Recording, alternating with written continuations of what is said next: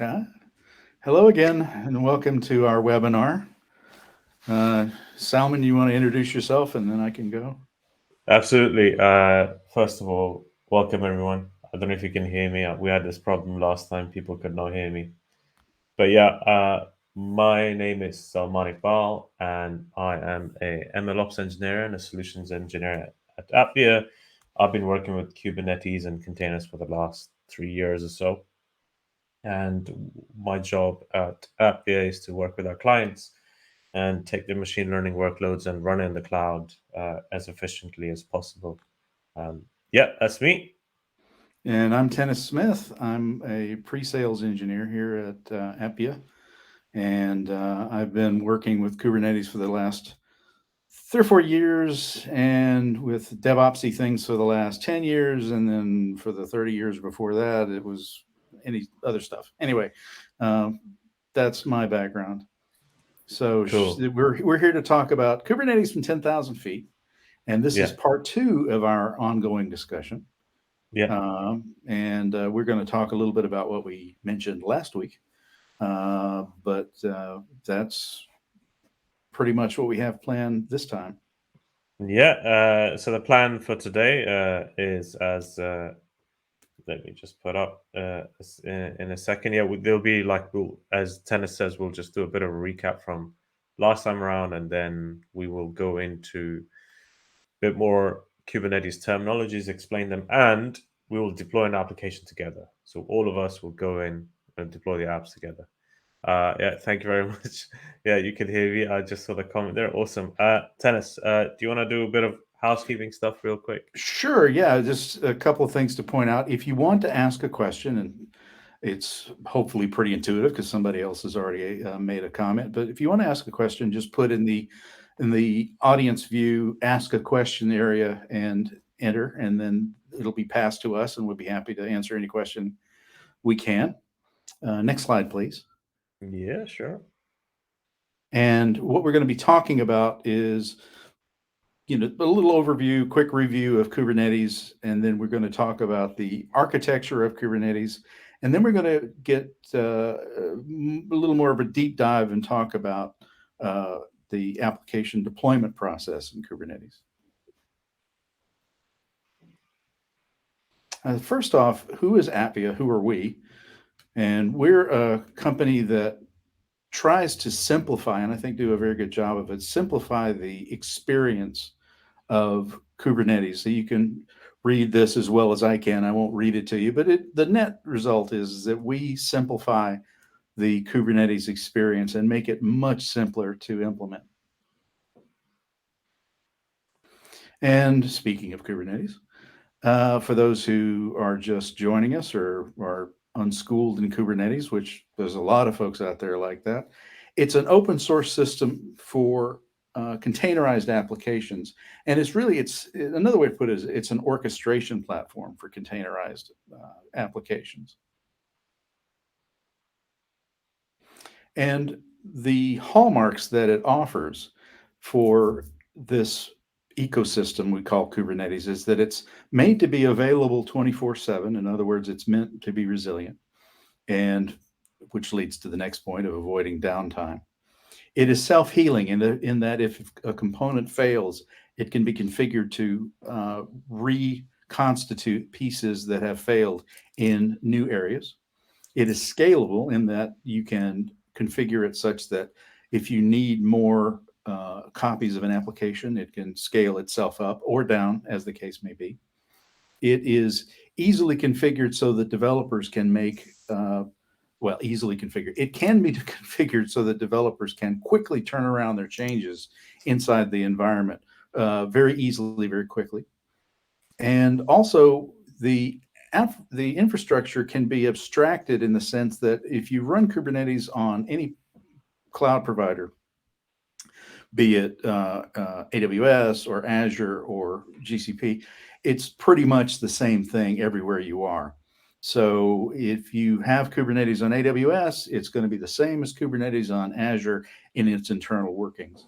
And finally, it is efficient enough that it actually will save you money on resources because it can very efficiently take advantage of those resources that have been allocated for it. One of the features, and this goes in a little bit more detail into it, is you can automate scheduling inside Kubernetes. In other words, you can allocate things in the environment based on automation. You can, as I said before, self-heal. If some component breaks, you can automatically have it rebuilt in another area on another node, which is a virtual machine in common parlance. You can automate your deployments so that way you can make sure that when, for example, your traffic patterns changes, you can automate how you react to that. You can auto scale, which is really part of the same thing.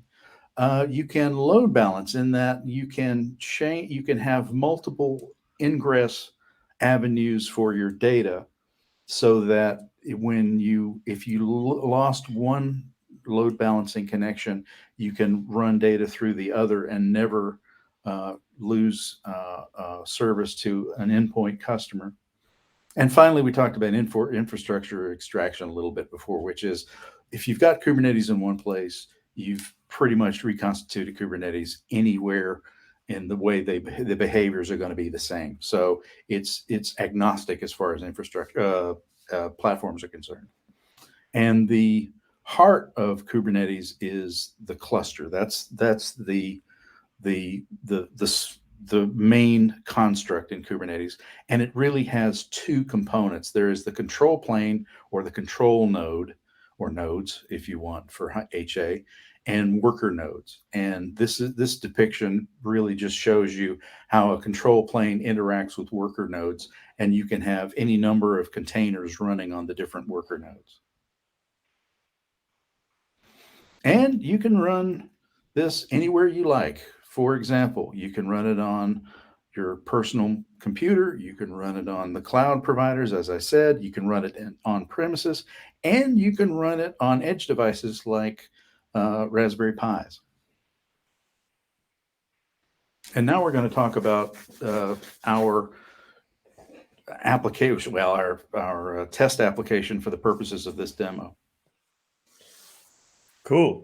Thank you very much, Tennis, for that introduction. So that was a bit of a recap from last time around. What we got is we've got Kubernetes Cluster, and we want to be able to deploy applications. So if you're new to Kubernetes, or you want to get into Kubernetes and get your hands dirty with it, this is the session. And what we're going to do for the next half an hour or so is we will deploy an application together, and we'll explain all the components that you have to write in order to run an application.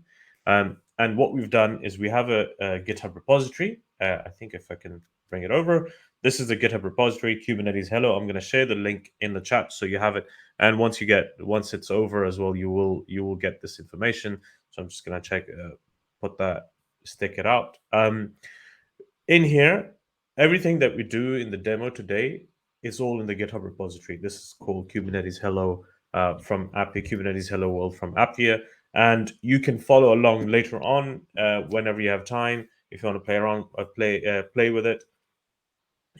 All you need is a laptop or a machine. Could be Windows, Linux, or Mac. You can run it on there. There's a few options to run this on a local machine.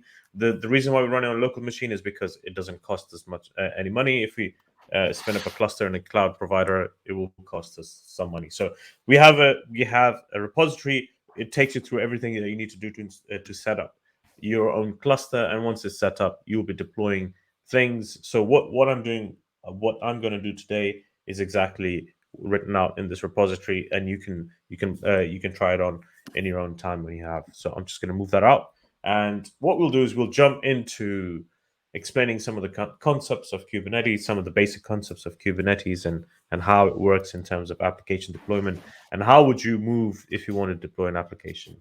Now, at the heart of everything is containers. And that's what we are working with. What we want to do is we want to deploy containers. And in Kubernetes, we actually don't deploy a container in itself. The smallest thing and the smallest unit of work that Kubernetes deals with is what's known as a pod. And a pod is simply either one container or a collection of containers. And now there's reasons as to why you might want to run just one container. You can run multiple containers because maybe these two containers talk to each other quite often, they scale together or whatever it might be. But this is what we deploy in Kubernetes.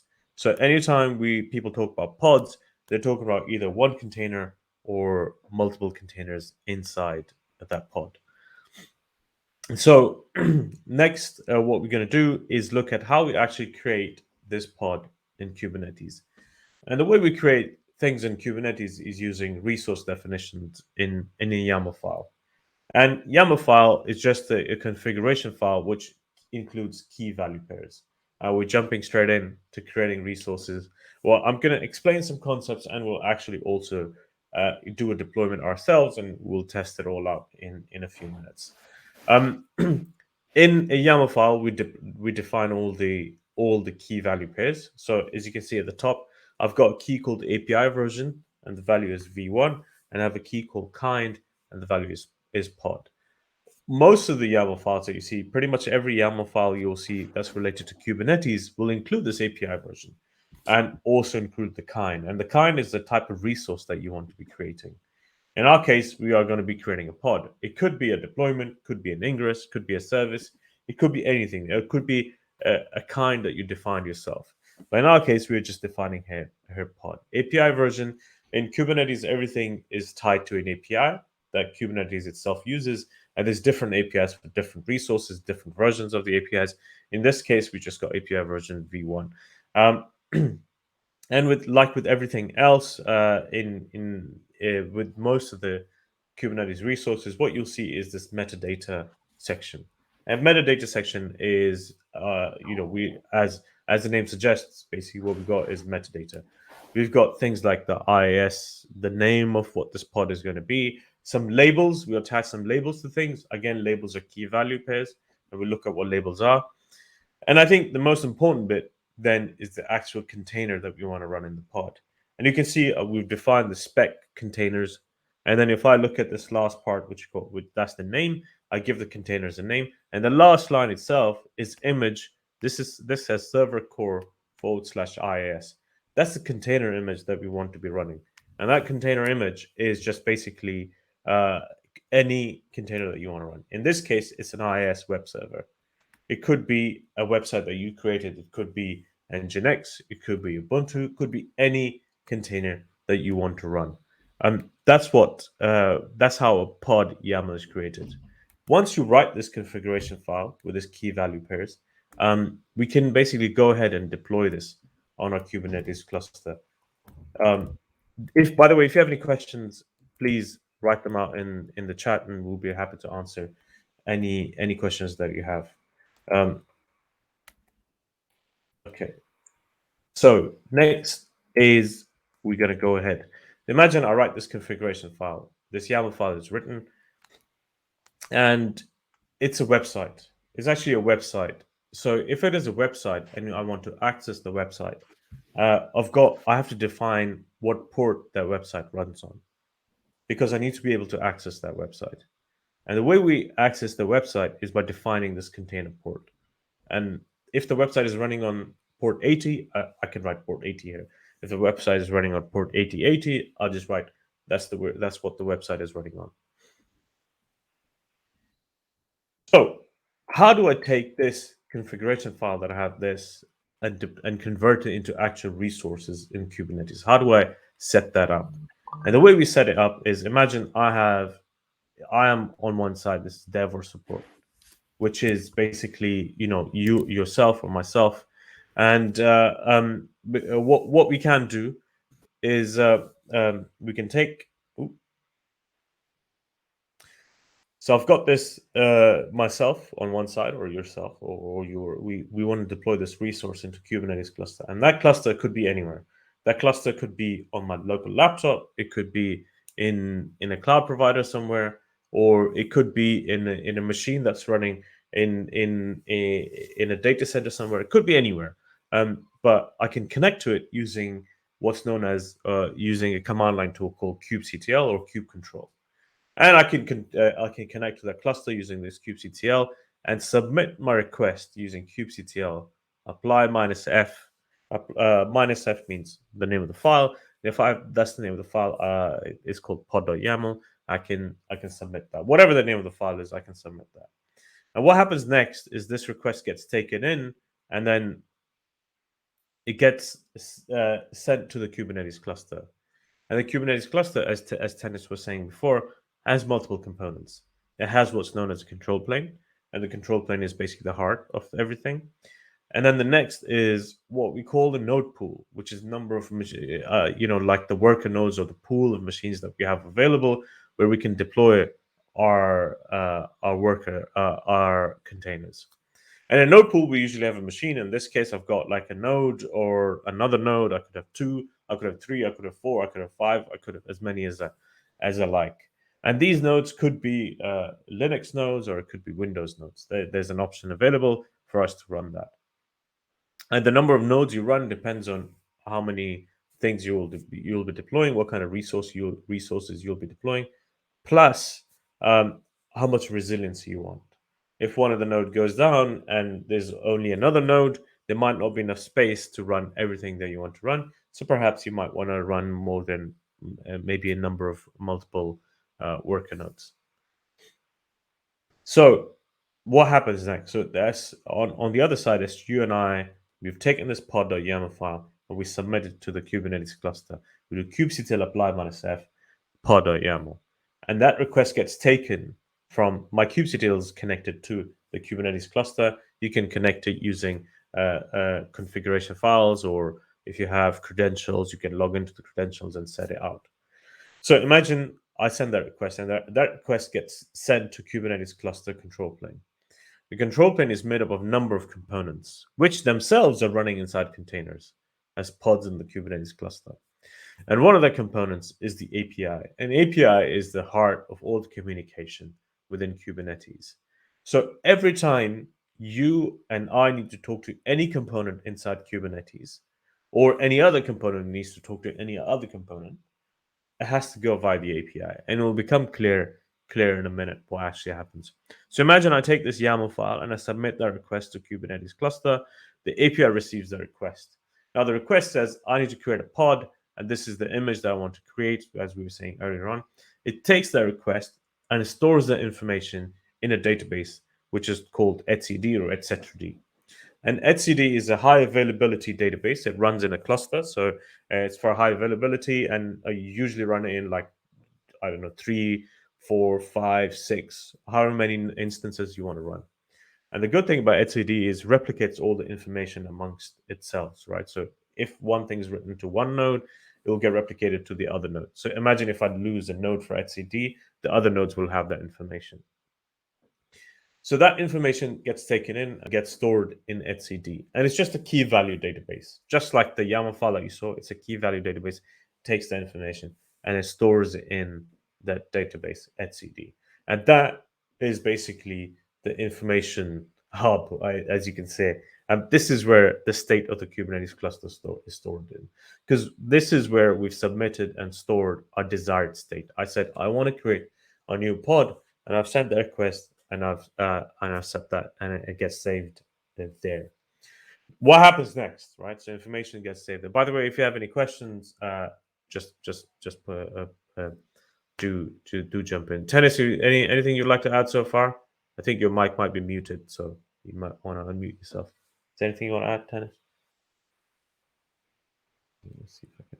For some reason, my mic was muted. No, all I would add is that etcd is your ongoing state information about your living environment.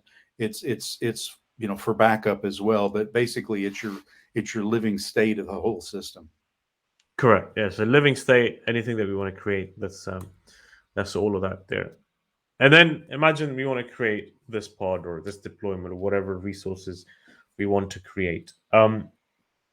There's another component inside the control plane that's listening to the changes that get made in the etcd database. And that the etcd database stores, it says, oh, you want to create this pod or you want to create this deployment. We'll explain what deployment is. Imagine now we want to create this pod called the one that we were talking about earlier.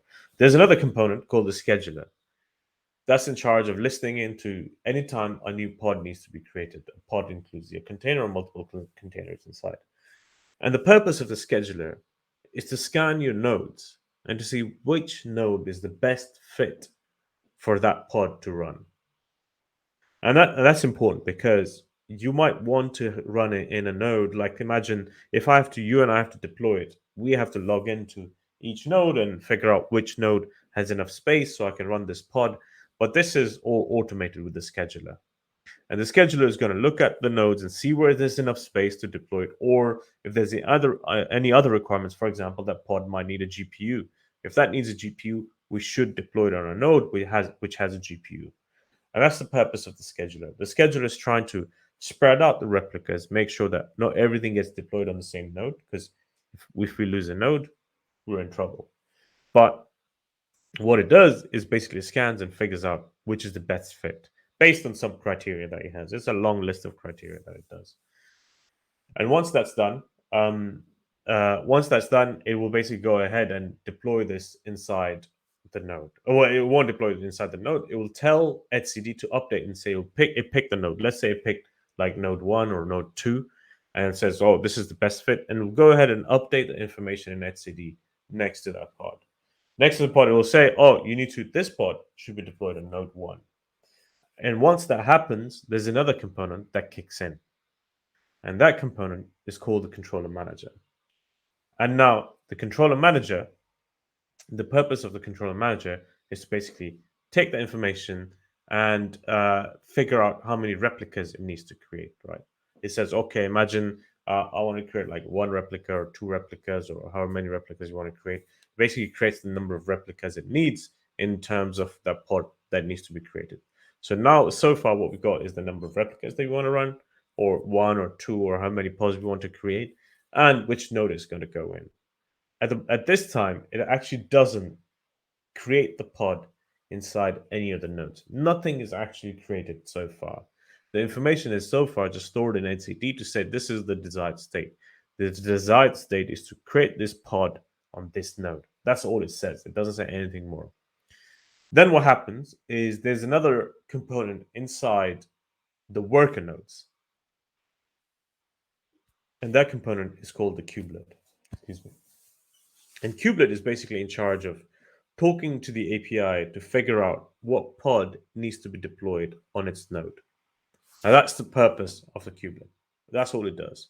It just checks, well, there's a few more things, but the main job is to talk to the control plane via the API and say, is there any pod that I need to run? Is there any pod I need to run? It just basically keeps checking all the time. And if there is, then kubelet is in charge of trying to create this pod.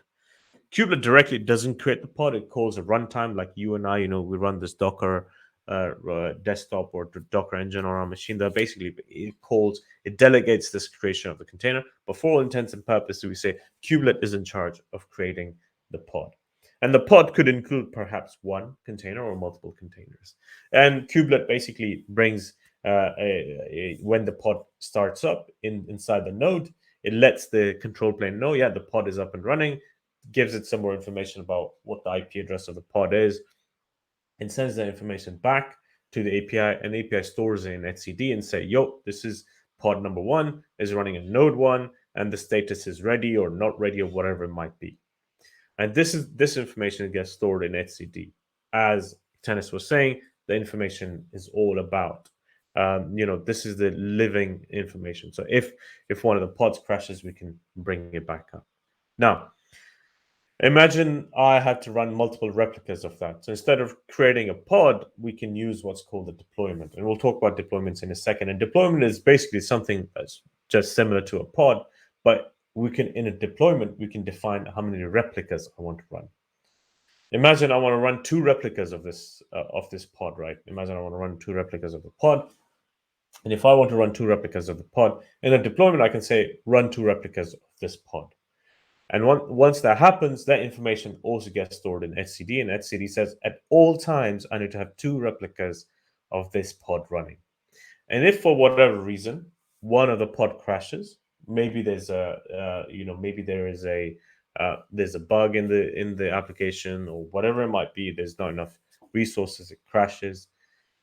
Then the controller manager, which is on the left of the controller, is always watching to see if the things are still up and running. If they aren't, it basically brings it back up. It tells the kubelet, it basically figures out, oh, this pod has gone down, and bring it back up. And this is the self-healing feature of Kubernetes that Tennis was talking about earlier on.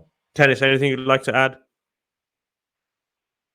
No, sir. Just that the one thing that I would remind people is that the fact that we've created a pod and gone through the process of creating a pod, the concept of resiliency is actually taken care of at a higher level than the pod definition, and we're going to talk about that in a little bit. So just because my point is that just because we've created a pod doesn't mean that it's automatically resilient. That requires other facilities we're going to talk about later. Yeah, which is the deployment. So these are the components of Kubernetes. These are the major components, but this is a simplified, super high level overview of what Kubernetes components look like. For example, if you want to go into a little bit more detail, there's not just one controller. There's many controllers that look after different things, and the scheduler itself is made up of multiple parts. In the node itself, there's not just kubelet. There's other components as well, which do other things, but that can be a topic for another day. We just like to give a high level overview of all the things. So, what does my Kubernetes application look like? If I deploy an application in Kubernetes, what is the structure of the application? What does it actually look like? And we will deploy it. We will all have a look at it together. Imagine we have multiple replicas of the pod that we want to run, as Tennis was saying. I mean, usually we don't run pod in itself. We can. It's just one instance. That's absolutely fine. But nothing is actually looking over it. What we usually use is what's called the deployment. And deployment is just a recipe that says how many pods of a specific image you like to run, how many replicas I want to run. And the good thing about that is if you say I want to run 2 replicas, Kubernetes will make sure there's 2 replicas of that pod running at all time. Not 3, not 1, not 0. It will try and always go to the desired state of 2 pods. And how do I create this deployment? You saw this pod.yaml before earlier on, and we explained some of the bits, the metadata, and at the bottom we've got the containers and the image that it uses. If you look at the highlighted bit in the middle, what we've got is this replicas 3. So we've got 3 replicas. We want to make sure if I can run like 5 replicas, I can run 6 replicas. And once I'm ready, I can deploy this into Kubernetes as kubectl apply -f. Whatever the name of the file is, .yaml. And that will create me a deployment, and deployment is basically translates to number of pods that you want to run. In our case, we're going to run 3 pods. There's some other things as well in here. There's a bit more like we have some labels and selectors, and we'll look at what labels and selectors are useful for, but every pod gets a label. And a label is, again, a key value pair, and that's useful for when you want to send the traffic to a given set of pods. And we'll look at that in a little while, in a few minutes. So what are labels? Every pod, every resource that you create in Kubernetes, not just pod, it could be service, could be an ingress, could be anything, can get this key value pair. So in our case, I've got this environment, and it is the key. The value is QA. Now, this is entirely arbitrary. You can give it any key or any value, and we can assign it to any of those components. And what that allows us to do is what we have is we want to be able to send traffic to these pods. That's the point. Imagine if I have multiple replicas of a pod running and I want to load balance. How do I make sure I pick one pod to send like some traffic to one of the pods and some traffic to the other pod? And that's done by what's known as a service, which we can think of as an internal load balancer. And once we have that service, we can send the traffic to those pods. And that internal load and the service uses those labels to be able to send that traffic, and we'll explain in a little while. And how do we create these resources in Kubernetes? The way we create these resources in Kubernetes is, again, using YAML files. So we have a ton of YAML files. We had a deployment YAML file. Now we're going to write a service YAML file. And all service is doing this internal load balancing. And this is a component that's required if you need to send the traffic to Kubernetes, to a pod. And if you look at this service, it's kind of straightforward. It's quite simple. We've got at the top kind service. We have some metadata. We give it a name, whatever name we want to give, web service, and there's a selector app web in the middle, app:web, and that's basically selecting the labels of the pods as we defined earlier on. And the most important thing at the end of the day is what port it needs to target, which is which port is a container running on inside that pod. And the service itself runs on the port. So the port here is the services port. It's just the we have to define that. And then the target port is where the pod is running. If it sounds confusing, it is. But bear with me for a minute. There's a diagram that will explain exactly what I'm trying to say here. So imagine I have a deployment on the right and I have a service on the left. And we'll do this demo in a few minutes. And in the deployment, we have a container, which is server core IIS. Could be any container. We'll look at Nginx in a little while. And that's running on port 80. That IIS container is running. It's a web service. It's a web server that's running on port 80. So if somebody hits it, they'll get a page back. That's running on port 80. So I need to make sure in the service I target port 80. So I need to make sure that these two ports match up. And the selector app=web needs to match to this app=web label. That's all we're matching. And this port could be any port. You can run this on any port you like. So that's what we're trying to do here. And the reason why we use services is because I could have multiple replicas of the pods running. So in our case, we've got three replicas of the pod running.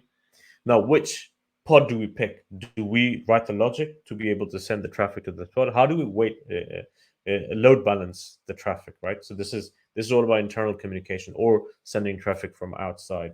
And that's why the service is actually used. The service does the load balancing. It's got its own logic, and that's a topic in itself how it does it. One of the, every pod gets an IP address. That's just the way Kubernetes networking works. So imagine I have this pod and I have a service, but I need to be able to access it from outside the cluster. The service is usually used for communication inside the cluster. You cannot send a request from outside the cluster. And we usually send this request using an ingress. An ingress is an external load balancer. We can think of it that way. An ingress allows us to define the rules as to if somebody sends a request to this URL or this path, send it to this service, and that service basically forwards that traffic onto the right pod. And how do we define an ingress? Again, with a bunch of YAML files. So we've got this YAML file here. You can see we've defined the kind ingress. And at the bottom, we see what service we want to send it to, web service, whichever service we want to target. And then the port is the port of the service itself. And then if we hit that path, and we'll look at those paths in a second, basically we define this ingress YAML file, which allows us to send the request down. And I'll explain a couple more things, how it actually works. So this is service in here on the right and ingress on the left. And ingress just basically is like, think of ingress as it runs as there's two parts to the ingress, which is one is the configuration that we write for an application, and one is the ingress controller. An ingress controller basically runs as a component inside a Kubernetes cluster, and it implements all the rules that you write, which is, in our case, we say if somebody hits this path / on the left, send them to this service called web service. And then the request goes to the web service, which is a service called web service, and then it forwards it onwards. So we'll do a demo in a second, but let me quickly show you what I was talking about here. So we got pod or multiple pods. We have a service. We have an ingress. So we got these three components, and we create the pod using a deployment rather than creating a pod directly. What we need to do is we need to get this target port and the container port of the two components to match up so we can route the traffic correctly. And then in an ingress, if I have an ingress, we have a service port, which is service.port and port. They need to match up so I can route the traffic correctly. And the same goes with one more thing is, if I have these things in here, I have a selector and a label. They need to match up. in a service and a pod. And we'll have between ingress and a service, I need to make sure the service name and the service name in the ingress and the service name in the service matches up. Now, that's a lot of diagrams, a lot of chat. I'm sure you'd like to see how if it actually works. So let me just quickly quit and quickly show you some things. Let's just bring the terminal out. Now, this is all based on this this repository here. All the things I'm going to do here is what you'll have. This repository that we shared in the announcement section. You can try it out yourself. So what I've got is I've set up a cluster on my local machine using Kind. Kind runs a Kubernetes cluster in Docker, so you need to make sure Docker is installed. You don't have to use Kind. You can use Minikube, or you can use micro K8s, but all the information is in that repository that lets you know how you create a cluster and how you want to use it.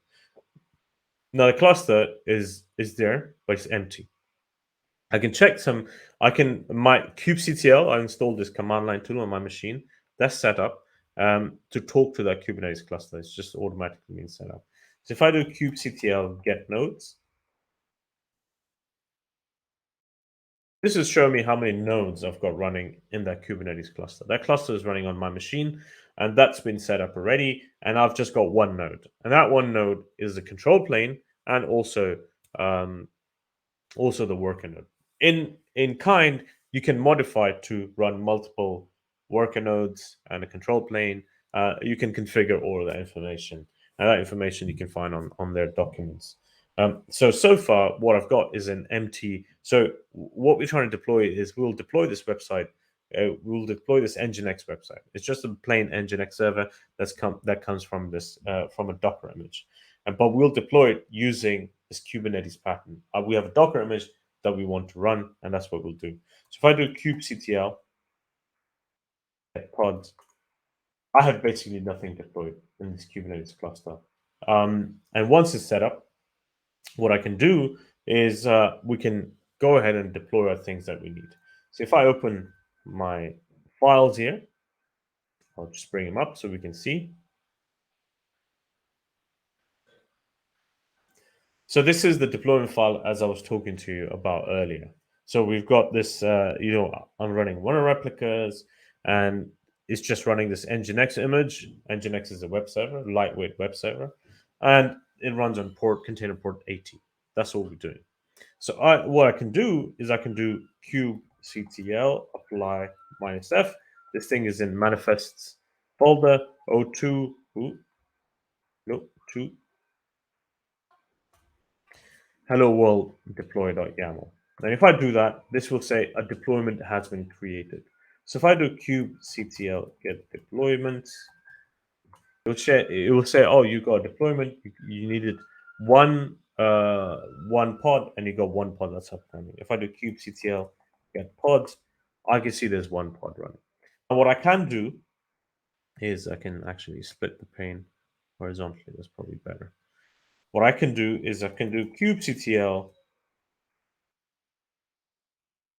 pods -w, and we can watch this. So we can scale up our deployment, and we can see the Kubernetes will submit the request, will go in, and it will update the replicas and increase the replicas to however many replicas that we need. So if I go to cd Kubernetes, make sure I'm in the right folder. Let's increase the replicas to 3, because that's what we want to do. Right? We don't want just one pod running. We want to have multiple pods running. So if I apply the same thing again, it's the same file. I haven't changed anything. I'll just change the number of replicas. You can see at the top, things have kicked in. It started to create more containers, and now that's just a running watch. It will just give me a running watch. So if I do kubectl get pod, I can see the pod. I've got like 3 pods up and running. Let's say I was going to be a bit cheeky and delete one of these pods, right? Or just to simulate that self-healing. I can do kubectl delete pod, and that's the name of the pod. And I can delete it, and what it will do is it will terminate the pod, but it will bring it back up. You can see it creates another pod just to make sure that things are always running. This will take a little while because it gives a. So if I do kubectl get pods, You can see I have 3 pods that are running. One is quite recent, which is 15 seconds, and the other one's running from before, and the one that started way before that. So this is like a self-healing process for it. Now, I've got the deployment, but I need to be able to access it. But we said in order to access it, we need to have a service. So we'll define a service. So let's just jump into another file. This is a service, and there's different types of services which do slightly different things, but we can discuss them in a different session. But the point is, what we're going to do is we'll define what the selector should be. Selector app example one that matches the selector that we have on here. Excellent stuff. The deployment selectors match, and also the container port is 80. So we need to make sure the service target port is also 80. That sounds good to me. Everything's good. We can go ahead and deploy that. So if I do a clear, we can close this because actually we don't really need that anymore. Clear that. So if I do kubectl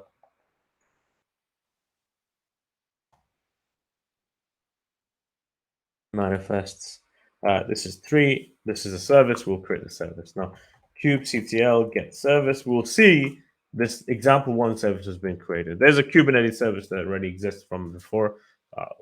That already exists. So when you create a cluster, that service exists. So now we're 2/3 of the way through. We've defined our pods. We defined our service. Now we have to do is, in order to access it from outside the cluster, as in from a browser, I need to create an ingress.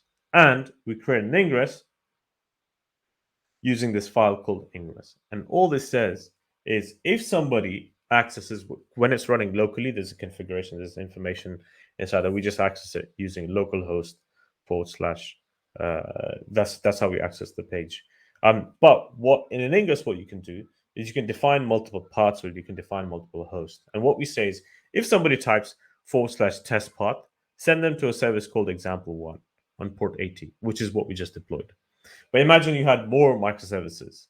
Imagine you had a checkout service. Imagine you had a login service. They can come to this, like, I don't know, appvia.com / test path will take them to this example service. Appvia.com / checkout will take them to a different service. Appvia.com / login will take them to a different service, which go to a different pod. And that's what the ingress does. It allows you to, it does a lot more than just that, but you can also route traffic based on the path that you set. But anyway, what we're going to do is we create this rule, this ingress, so we can access this page using localhost / test path. If I do that, we should see this Nginx page that is running inside that pod. So let's just quickly do that. kubectl apply -f manifests, and then this is number 5, ingress.yaml. Now it says ingress has been created. kubectl get ingress.